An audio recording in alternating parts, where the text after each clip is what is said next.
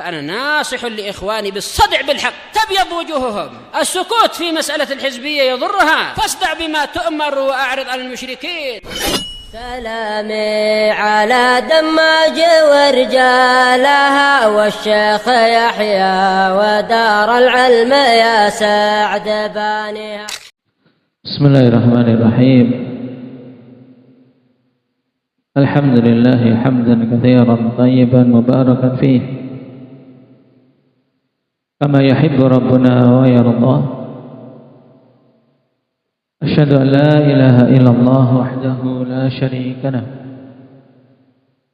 وأشهد أن محمدا عبده ورسوله صلى الله عليه وعلى آله وأصحابه أجمعين. أما بعد. Kita masuk pada taghut yang kelima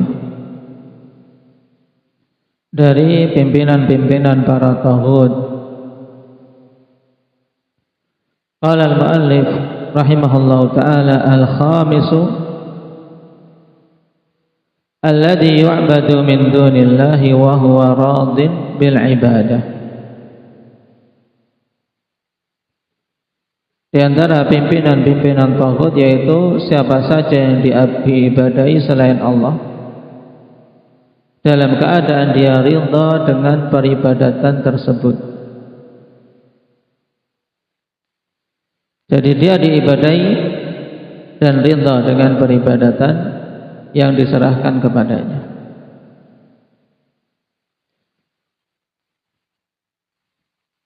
Wa dalilu qauluhu ta'ala wa man yaqul minhum inni ilahum min dunihi fadzalika najzihi jahannam kadzalika najzil zalimin. Siapa saja yang mengatakan di antara mereka, konteks ayat ini akan berkaitan dengan apa? Dengan para malaikat. Dan seandainya mereka mengatakan demikian, dan itu tidak mungkin para malaikat mengatakan demikian.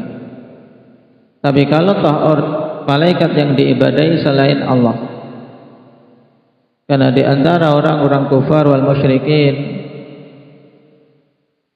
mereka ada yang beribadah kepada malaikat, ada yang beribadah kepada para nabi dan rasul, ada yang beribadah kepada para jin dan syaitan.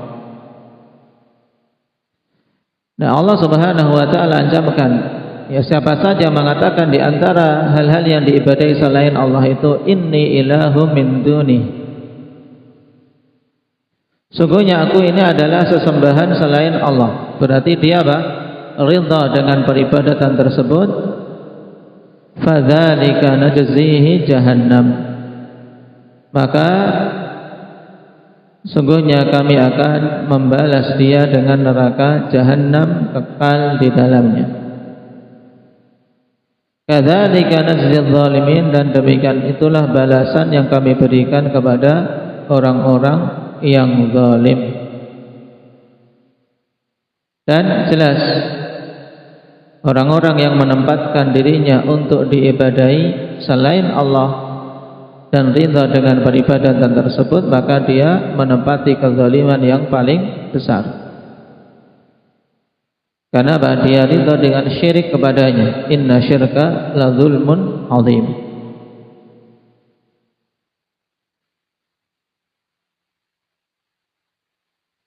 Dan hal ini akhwan, melihat konteks terkait para malaikat yang tidak mungkin mereka mengatakan demikian, seperti juga konteks ayat yang diarahkan kepada Rasulullah sallallahu alaihi wasallam, la in asyrakta la yahbatanna amalu.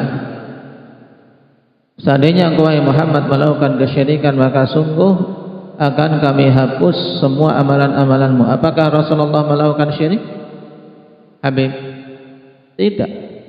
Dan itu tidak akan mungkin. Kenapa? Karena Allah jaga Rasul dari terjatuh dalam kesyirikan. Rasul maksum dari terjatuh dalam kesyirikan. Tapi konteks datang sebagai bentuk ancaman.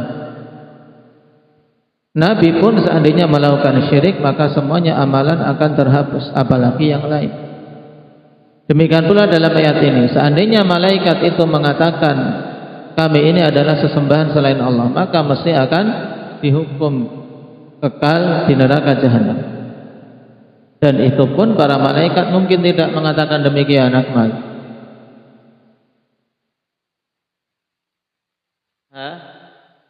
Tidak mungkin mengatakan demikian.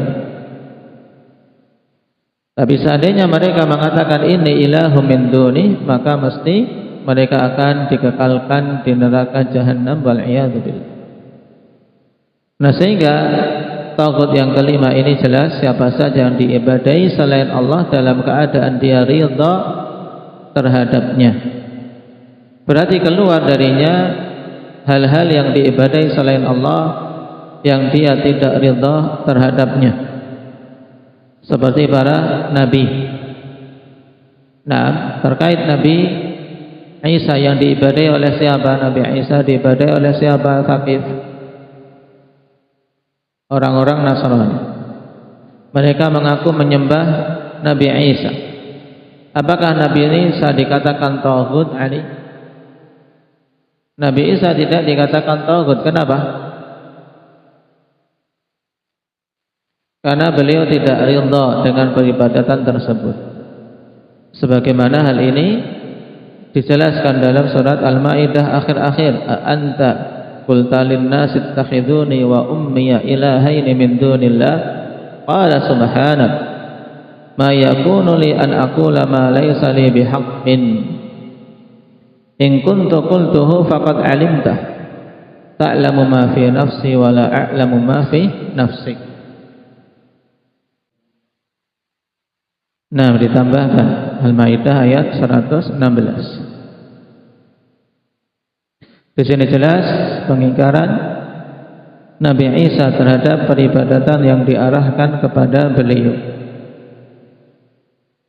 Demikian pula para malaikat.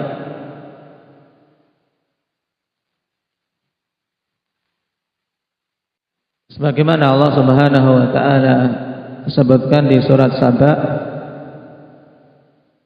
ayat yang ke-40 dan 41. Wa yawma yahsyuruhum jami'an thumma yaqulu lil malaikah ahaula'i iyyakum kanu ya'budun qalu subhanak anta waliyuna min dunihim bal kanu ya'budunal jinna aktsaruhum bihim mu'minun. Pada hari kami kumpulkan mereka semuanya, kemudian Allah Subhanahu wa taala katakan kepada malaikat, apakah mereka ini dulu beribadah kepada kalian? Maka para malaikat menjawab, subhanak, maha suci engkau ya Allah, anta waliyuna min dunihim, engkau adalah wali kami, bukan mereka. Bal kanu ya'budunal jinna aktsaruhum bihim mu'minun, bahkan sejatinya mereka itu dulu beribadah kepada para jin, bukan beribadah kepada malaikat. Di mana mayoritas mereka terhadap para jin itu membenarkan, mukminun ay musaddiqun, membenarkannya kepada apa? Kepada perkataan-perkataan para syaitan. Di ayat ini faedah penting bahwasanya para malaikat bara'ah, berlepas diri dari peribadatan yang diarahkan kepadanya. Kemudian yang kedua, penegasan bahwasanya hakikat orang-orang musyrik yang mereka beribadah pada malaikat atau beribadah kepada para nabi atau kepada para wali dan orang-orang saleh, hakikatnya mereka beribadah kepada jin, hakikatnya beribadah kepada syaitan. Naam, bal kanu ya'budunal jin. Nah, jadi hakikatnya siapapun yang beribadah kepada hamba-hamba Allah Subhanahu wa taala yang mulia dari kalangan malaikat, kalangan nabi, kemudian orang-orang saleh dan wali-wali Allah, yang tentunya mereka ini tidak akan ridha dengan peribadatan yang diarahkan kepada dirinya. Maka sesungguhnya orang-orang musyrikin itu hakikatnya beribadah kepada siapa, Jabir? Pada jin, ya, pada syaitan. Berdasarkan ayat ini, bal kanu ya'budunal jin aktsaruhum bihim mu'minun. Dan Allah Subhanahu wa taala ketika menegaskan bahwa semua yang diibadahi selain Allah akan dimasukkan ke dalam neraka, dikecualikan mereka-mereka yang tidak ridha dengan peribadatan tersebut, sebagaimana dalam surat Al-Mu'minun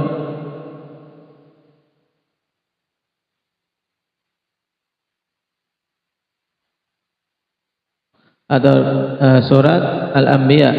Nah, di surat Al-Anbiya mulai dari ayat 98 sampai 101. Innakum ma ta'buduna min dunillah hasabu jahannam antum laha waridun. Sesungguhnya kalian orang-orang musyrikin, wa ma ta'buduna min dunillah, dan apa saja yang kalian ibadahi selain Allah, akan menjadi apa? Hasabu jahannam, ya, akan menjadi bahan bakar neraka jahannam, akan dibakar di neraka. Antum laha waridun, dan kalian akan masuk ke dalamnya. Ayat ini, akhwan, secara sekilas berarti apa? Yang melakukan kesyirikan dan yang diibadahi semuanya masuk ke dalam neraka. Kemudian Allah katakan, "Lau kana haula'i alihatan ma waraduha wa kullum fiha khalidun." Seandainya mereka itu adalah alihah, maka tentu mereka tidak akan masuk ke dalam neraka dan semuanya kekal di dalamnya. Ini menunjukkan bahwasanya yang diibadahi selain Allah itu tidak pantas diibadahi. Kenapa? Karena mereka dimasukkan ke dalam neraka oleh Allah Subhanahu wa taala.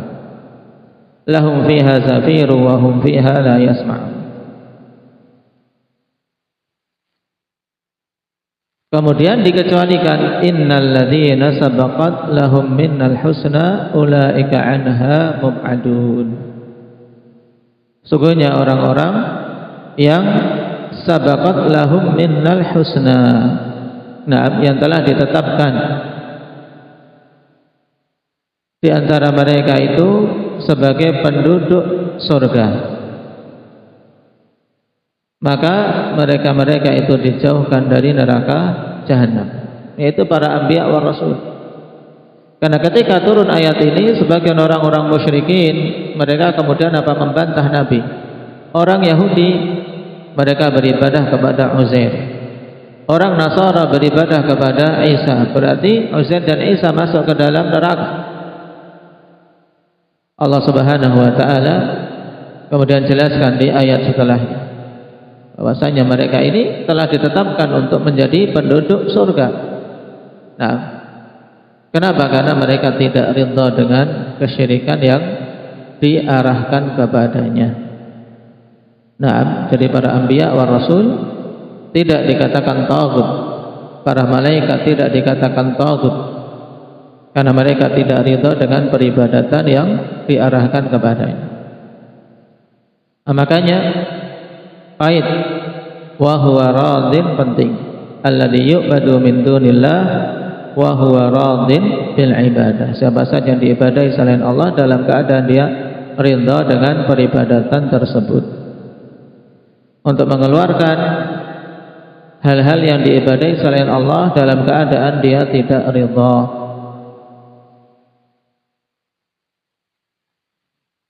Baik. Qala rahimahullahu ta'ala, wa'lam anna al-insana ma yasiru mu'minan billahi illa bil kufri bit taghut. Ada sebelumnya syarah di sini. Wa qala fil usul tsalatsah man 'ubida wa huwa radin, siapa saja diibadahi dalam keadaan dia ridha, ai bitilkal ibadati shadirati minal 'abid bi ayyi naw'in min anwa'iha. Maksudnya dia ridha dengan ibadah yang dilakukan oleh orang yang beribadah kepadanya dengan jenis apapun dari jenis-jenis ibadah. Fahuwa taghutun min ru'asa'it tawaghit wa kubara'ihim, maka dia ini adalah taghut dan termasuk dari pimpinan-pimpinan taghut dan pembesar-pembesarnya. Sawa'un 'ubida bihayatihi aw ba'da mamatihi idza mata wa huwa radin bidzalik. Sama saja apakah dia diibadahi di masa hidupnya ataukah setelah kematiannya jika dia mati dalam keadaan ridha dengan peribadatan tersebut. Nah, ini jelas sebagaimana dalil-dalil yang disebutkan tadi.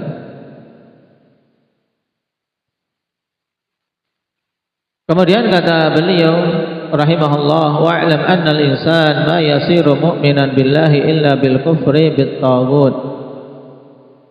Ketahuilah bahwasanya seseorang tidaklah akan menjadi mukmin billah, tidak akan menjadi seorang yang beriman kepada Allah kecuali dengan kufur terhadap taghut.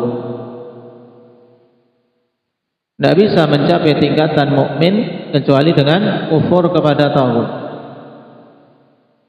Wa dalilu qauluhu ta'ala faman yakfur bit taghut wa yu'min billah faqad istamsaka bil 'urwatil wuthqa lam fisama laha wallahu samii'un 'alim.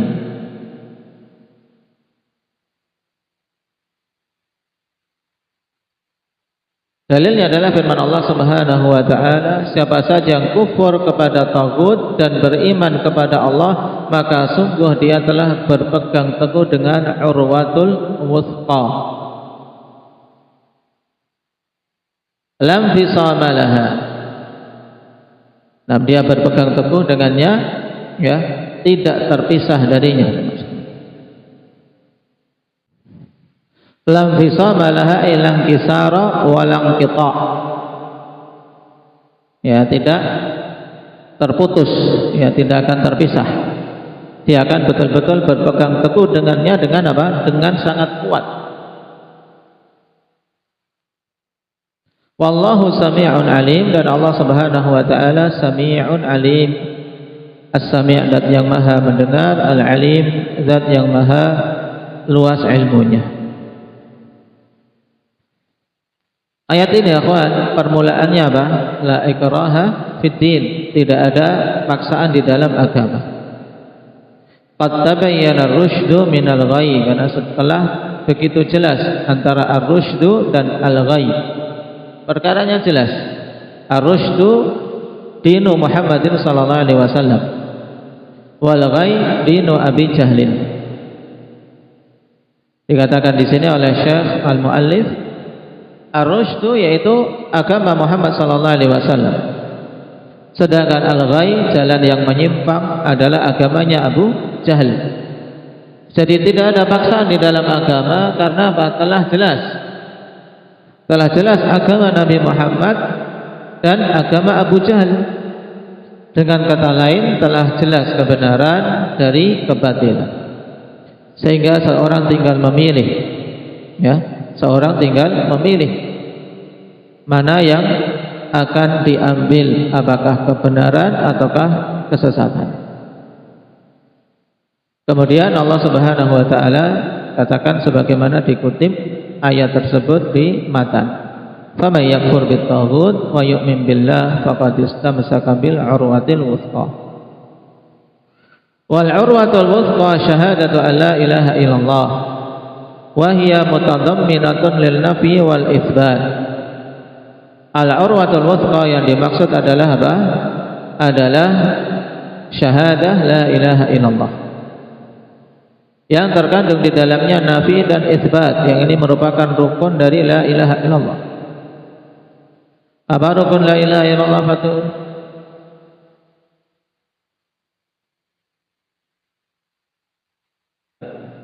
Nah, rukunnya dua, yaitu an-nafi dan al-itsbat. Nafi di mana? Diambil nafi dari la ilaha illallah. Muhammad Bengkulu. Pada la ilaha. Kemudian al-itsbat dari mana? Taqif illallah. Nah, daripada la ilaha illallah terkandung dua rukun, an-nafi dan al-itsbat. Tanfi jami'a anwa'il ibadati an ghairillah, yaitu engkau menafikan semua bentuk-bentuk peribadatan dari selain Allah, karena selain Allah Subhanahu wa ta'ala tidaklah pantas untuk diserai ibadah. Wa tuthbitu jami'a anwa'il ibadati kulliha lillahi wahdahu la syarikalah, dan engkau tetapkan keseluruhan jenis-jenis ibadah semuanya untuk Allah Subhanahu wa ta'ala, tidak ada sekutu baginya. Nah, siapa saja yang memenuhi kriteria ini, yaitu dia kufur kepada taghut dan beriman kepada Allah Subhanahu wa ta'ala, maka dialah orang yang berpegang teguh dengan kalimat la ilaha illallah. Kenapa? Karena kalimat la ilaha illallah pada la ilaha itu adalah kufur bitaghut. Ya, nafi tersebut isinya apa? Kufur terhadap taghut. Harus apa? Mengkufuri semua peribadatan selain Allah. Kemudian illallah, menetapkan keimanan kepada Allah Subhanahu wa ta'ala, di mana hanya Allah Subhanahu wa ta'ala saja yang hak untuk diibadahi.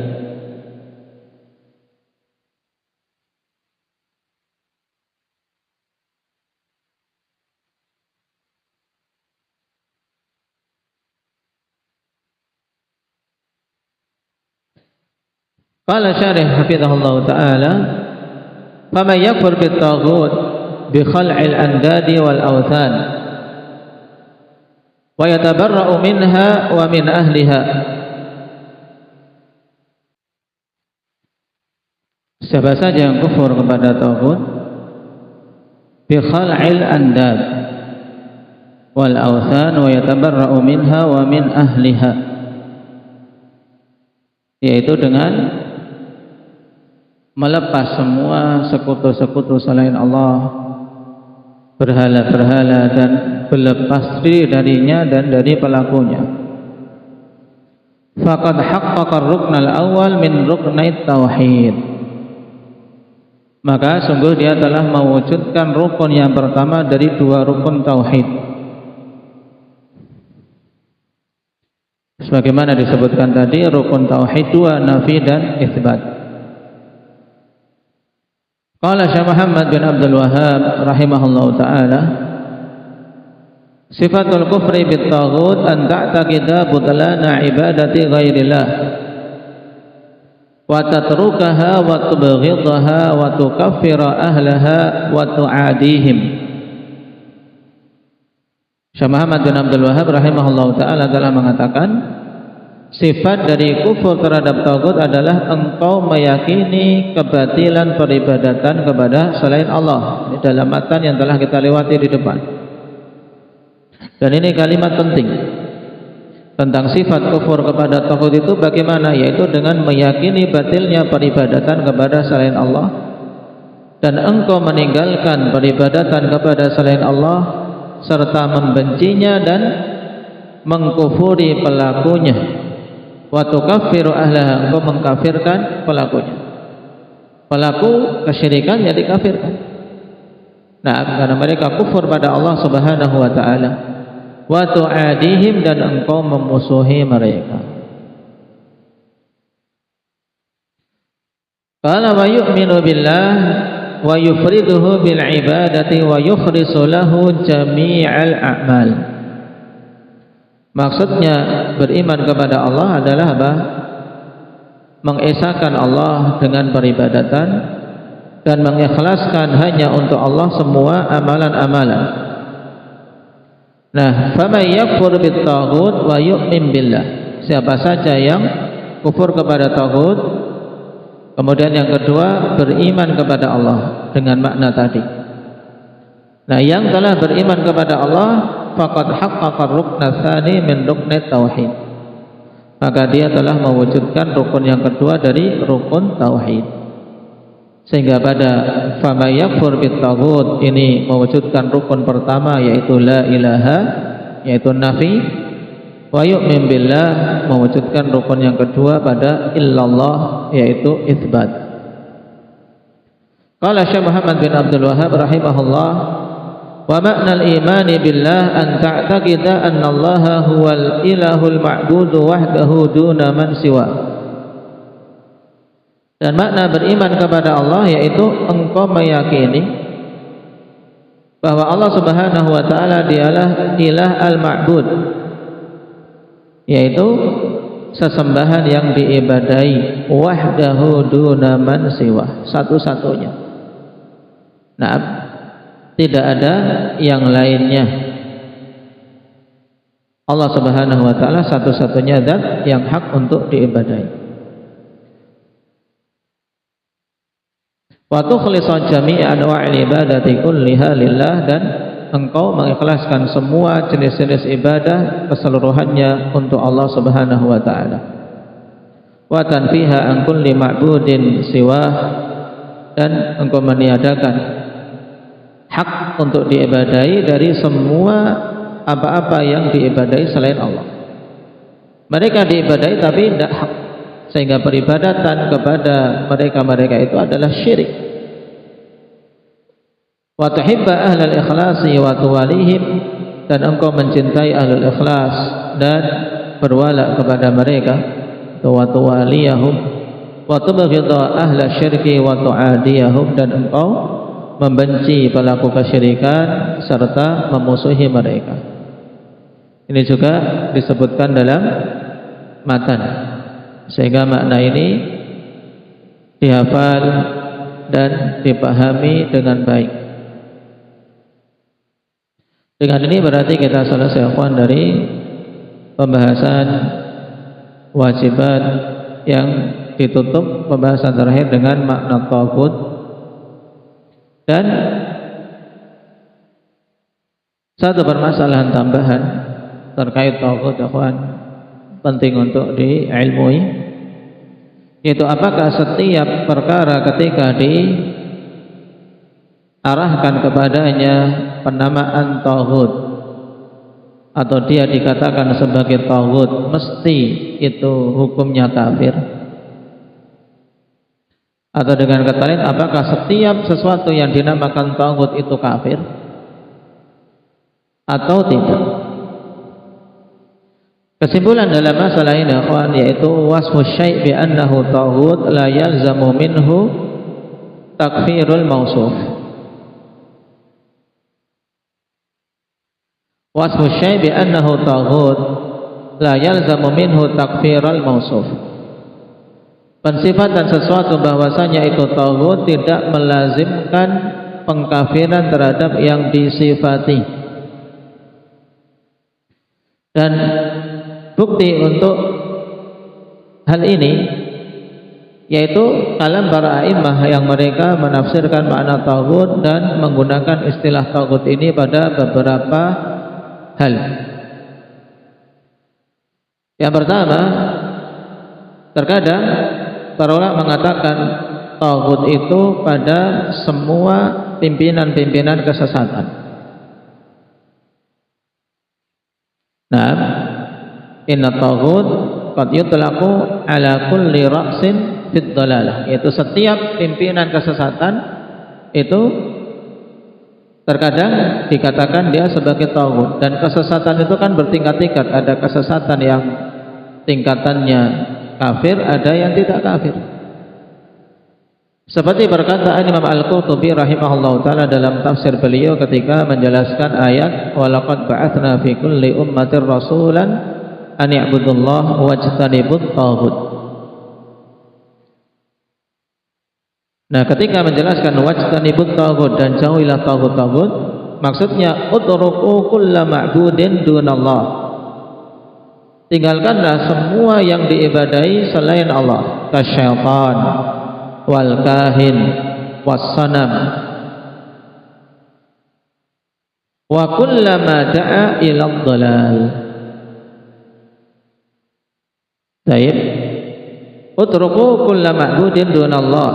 Tinggalkanlah semua yang diibadahi selain Allah. Beliau contohkan seperti apa? Syaitan, kahin dan sonam. Syaitan, para dukun dan berhala-berhala. Kemudian juga wajtanibut taghut, maksudnya apa? Tinggalkanlah semua orang yang menyeru kepada kesesatan. Ini menunjukkan bahwasanya semua pimpinan-pimpinan, semua dai-dai yang menyeru kepada kesesatan terkadang juga dinamakan taghut, walaupun tidak sampai tingkatan kafir. Juga dijelaskan oleh ulama lughah seperti Fairuz Abadi dalam kitab beliau Al-Qamus Al-Muhit, ketika menerangkan makna taghut, beliau katakan taghut Al-Lat wal Uzza wal Kahin wa Syaitan wa kullu ra'si dhalal. Ya, taghut Lata, Uzza, para dukun, syaitan dan semua pimpinan-pimpinan kesesatan. Ini bukti yang pertama, bahwasanya terkadang taghut digunakan apa? Digunakan untuk setiap pimpinan kesesatan. Yang kedua, inna ahlal ilmi yasifuna al-jamadat al-ma'budah min dunillah bi annaha tawaghit. Bukti yang kedua bahwasanya ahlul ilmi mereka mensifati benda-benda mati, jamadat. Ya, benda-benda mati yang diibadahi selain Allah juga apa? Mereka sifati dengan istilah taghut. Nah, berhala dikatakan taghut. Seperti yang dikatakan oleh Ibnu Jauzi rahimahullah, kullu ma'budin min hajarin aw suratin aw syaitan fahuwa jibtun wa taghut.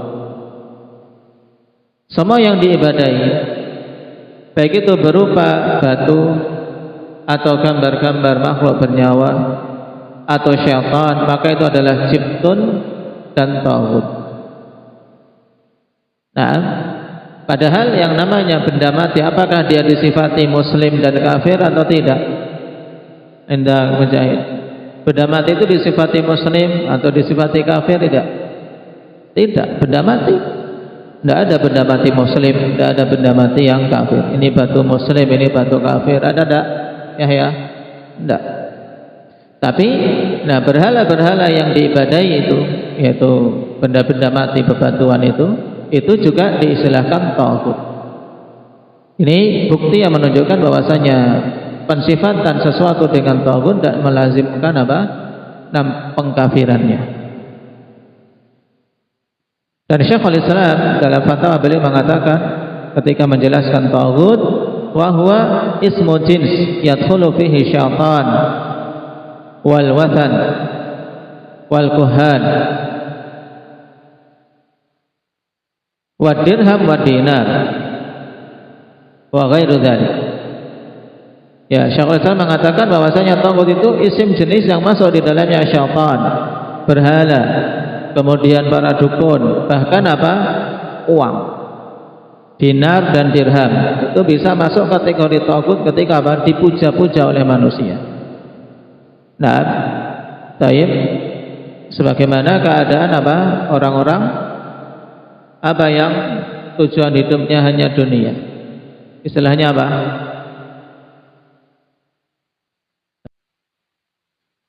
Ya, Rasulullah sallallahu alaihi wasallam dalam ayat, dalam hadis katakan apa? Ta'isa abdud dinar, ta'isa abdud dirham. Celaka penghamba dinar, celaka penghamba dirham. Dia dikatakan apa? Sebagai hambanya dinar dan dirham. Dalam kondisi itu berarti dinar dan dirham menjadi taghut, di mana orang ini memperhambakan diri kepadanya, yaitu hidup, waktu, tenaga, pikiran, semuanya diarahkan untuk dinar dan dirham, untuk duit. Bukti yang ketiga, inna min ahlil ilmi man yutliqu wasfat taghut ala ba'di ahli dzunub. Ya, bahkan sebagian dari ahli ilmu ada orang yang memutlakkan pensifatan dengan taghut pada sebagian pelaku dosa-dosa. Ya, pelaku dosa yang tidak sampai kufur. Terkadang apa disifati sebagai taghut. Seperti Syekh Muhammad bin Abdul Wahab sendiri, ya kawan. Syekh Muhammad bin Abdul Wahab dalam Ad-Durar Rusaniyah, nah, beliau mengatakan wa tawaghitu katsirah wal mutabayyinu lana minhum khamsah. Taghut-taghut itu banyak dan yang jelas bagi kita di antara taghut-taghut tersebut 5 jenis. Kata beliau, awwaluhum syaitan. Yang pertama adalah syaitan. Wa hakimul jawr, dan penguasa yang zalim. Wa akilur rishwah. Yang ketiga, akilur rishwah, orang yang memakan rishwah. Rishwah itu apa? Abdurrahman, uang sokoan. Hukumnya kafir atau dosa besar ini? Memakan uang sokoan, Mbak Sukaina? Dosa besar. Tapi Syekh Muhammad bin Abdul Wahab masukkan dalam apa? Jenis taghut. Wa man ubida faradiyya, dan siapa saja yang diibadahi kemudian ridha dengan peribadatan tersebut, maka ini jelas. Wal amilu bi ghairi ilmin, dan orang yang beramal tanpa ilmu. Wal amil bi ghairi ilmin, yang beramal tanpa ilmu. Kata Syekh Muhammad bin Abdul Wahab, ini juga masuk dalam jenis taghut. Ini menunjukkan bahwasanya terkadang pelaku-pelaku dosa besar, ya, ketika dosa ini sangat besar dan berbahaya, terkadang juga dimutlakkan baginya penamaan taghut. Jadi menunjukkan bahwasanya tidak semua taghut itu dihukumi kafir. Dan hal ini juga bukti yang keempat sharih dari perkataan Syekh Ibnu Baz rahimahullah taala dalam syarah beliau terhadap Salatul Usul pada kaset yang kedua. Beliau mengatakan,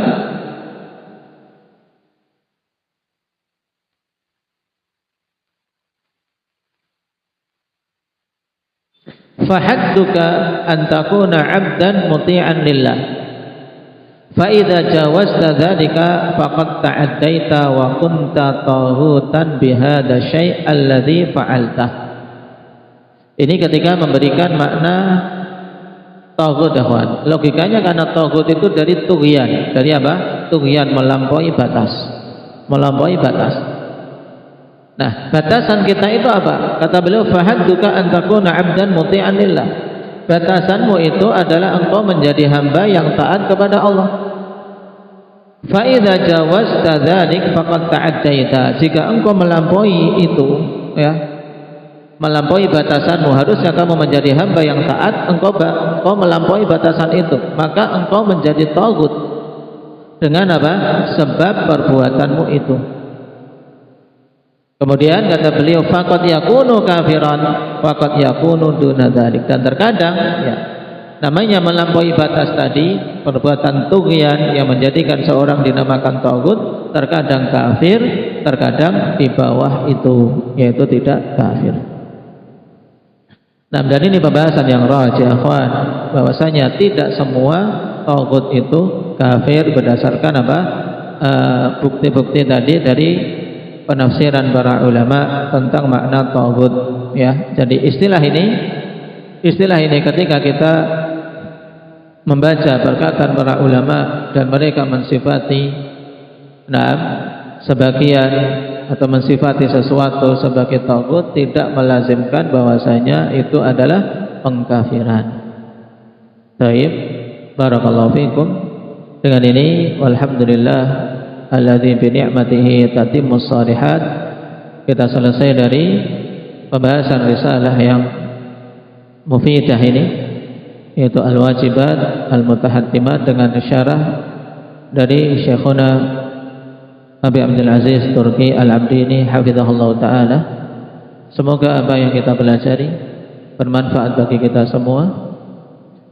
Nas'alullah azza wa jalla at-taufiq lima yuhibbuhu wa yardah, walhamdulillahi rabbil alamin.